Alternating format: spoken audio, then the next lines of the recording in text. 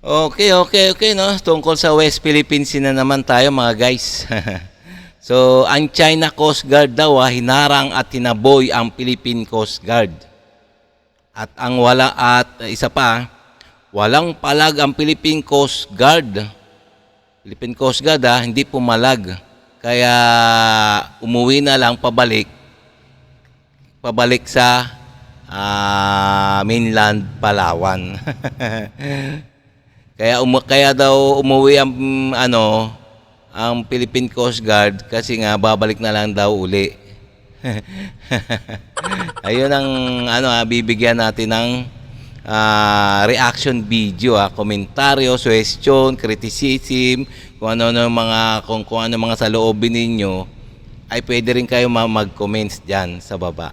Okay? So, kung bago pa lang sa aking channel, please guys, like and subscribe na lang muna sa ating YouTube channel bago tayo mag-umpisa. And also, please paka-subscribe kay Melbs Castle. Itong video na to, sa kanya to, ito ang bibigyan natin reaction video. So, titignan natin nga kung totoo ngang pinauwi lang ng Pilipinas ang barko natin o tinaboy ng China. Umpisa na natin. Hindi daw hinarang ng China Coast Guard ang Philippine Coast Guard. Pinabalik lang daw bahagya ang BRP Melchora Aquino dahil sa samaan ng panahon. Yan ang panibagong depensa ng National Security Council para hindi mapahiya. Hirap na hirap nga tayo ngayong pumunta sa West Philippine Sea. Papunta pa rin kasi ang ating barko, inaabangan na tayo ng China. Nagpadala ng ating Coast Guard. Oo nga. Sabi ni Secretary Anyo na pinabalik daw muna yung barkong inutusan nila na pumunta sa pinabalik muna nila kasi daw masama ang panahon. Ayun ang sabi ni ni Secretary Anyo ng National Security Council. Samantalang kung mag-iisip-isip ka di ba yung mga China 24 hours nandyan sa gitna ng dagat kahit masama ang panahon Kaya makakapag-isip-isip ka bakit kaya ganun. Pagdating sa atin, sa ating mga Philippine Coast Guard, pag masamang panahon, dyan muna raw daw, hindi muna maglalayag. Pero because of the weather, kailangan mag-shelter muna, no? Naka-shelter. Yeah, so tuloy-tuloy yan. As soon as mag-improve yung weather, may mga plano yung ating Philippine Coast Guard kung paano poproteksyonan ang ating West Philippines. Our mandate is to make sure that we are protecting our territorial integrity, sovereignty, and sovereign rights. So, tuloy-tuloy yan, sabi nga natin, after ma-accomplish ng Magbanwa yung kanyang mission, tuloy-tuloy ang ating... Teka. Parang pagkatapos daw ma-accomplish ng Teresa Magbanwa yung kanyang project dun sa Binasol. Ma-accomplish narinig niyo ba yun? After ma-accomplish. Tatawa na lang talaga ako, Accomplish ba yun? Samantalang umalis ng mag-isa doon, umalis na walang bantay sa Sabina Shoal. Kaya ngayon, tambak ang mga barko ng China doon sa Sabina Shoal para humarang sa mga Philippine Coast Guard kung ano man yung mga pupunta doon. Pagpapatrolya sa West Philippine Sea, ang ating Armed Forces of the Philippines, ang ating Philippine Coast Guard, ang ating BAR, of course to protect also our fishermen. BRP Gabriela Silang ang kumpirmadong susubok bumalik ng Sabina Shoal. Makakapasok na kaya this time o mahaharang ulit? Di pa rin daw kasi hihingi ng tulong ang Pilipinas sa Estados Unidos. Gagawing all Pilipino ang pakikipagbuno sa mga Chinese. Dito para maiwasan raw ang escalation o mauwi sa malaking gulo ang West Philippine Sea. It comes to the Teka. Parang tamang-tama nga yung sinabi ng Japan, Yung nagkomentaryo yung Japan Nakulang talaga, Parang kulang sa tapang ang mga Pilipino. Tingnan nyo, ayaw nga magpatulong sa Amerika eh. Gustong-gusto na tumulong ng Amerika sa pagre-resupply mission. Hindi pumapayag, hindi naman pumapayag tong mga ating mga kinaukulan. Para nga may isang sa ganun matakot, medyo matakot naman tong mga Tsekwa na to. Bakit kaya? Bakit ayaw nila magpatulong? Ang gusto nila yung all Filipino daw, isosolve daw nila ng all Filipino. Para sa akin malabo.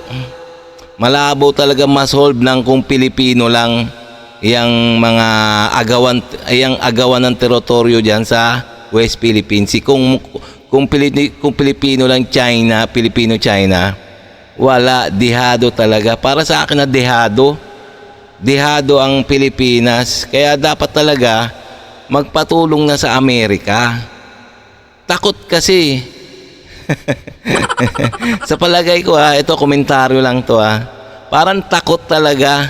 Or ewan natin kung anong nangyayari, nagaganap sa between the China at sa mga nangasiwa o namamahala dyan sa West Philippine Sea. Nakakatawa na lang talaga, nakakabwisit. West Philippine Sea, the guidance of the President is all Filipino at kayang-kaya naman natin so far. And likewise, ayaw naman natin magkaroon ng escalation by involving third party. No? So, yan.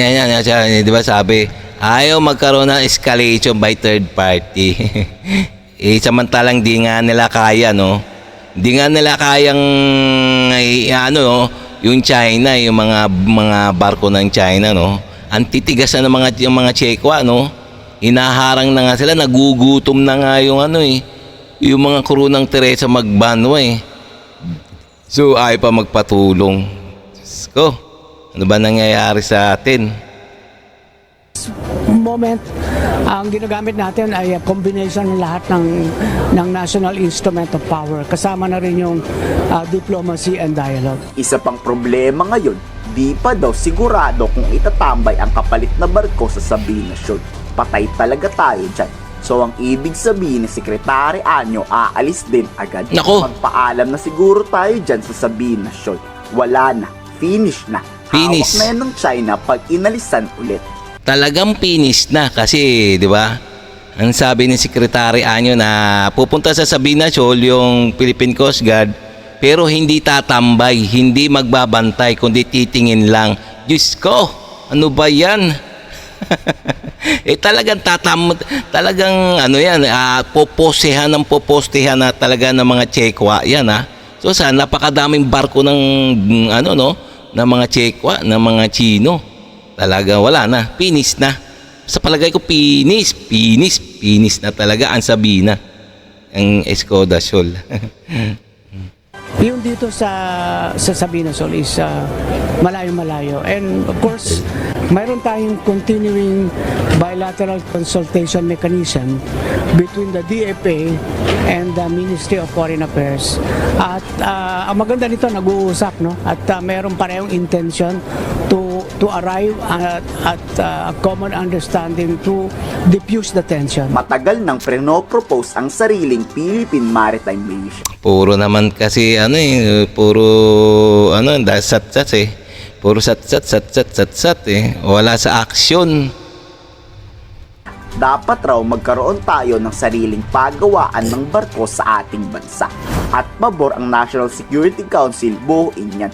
Ang kaso nga lang, may pera ba tayo? Ang malaking problema kasi sa Pilipinas kaya di malakas ang pwersa dahil binubulsa.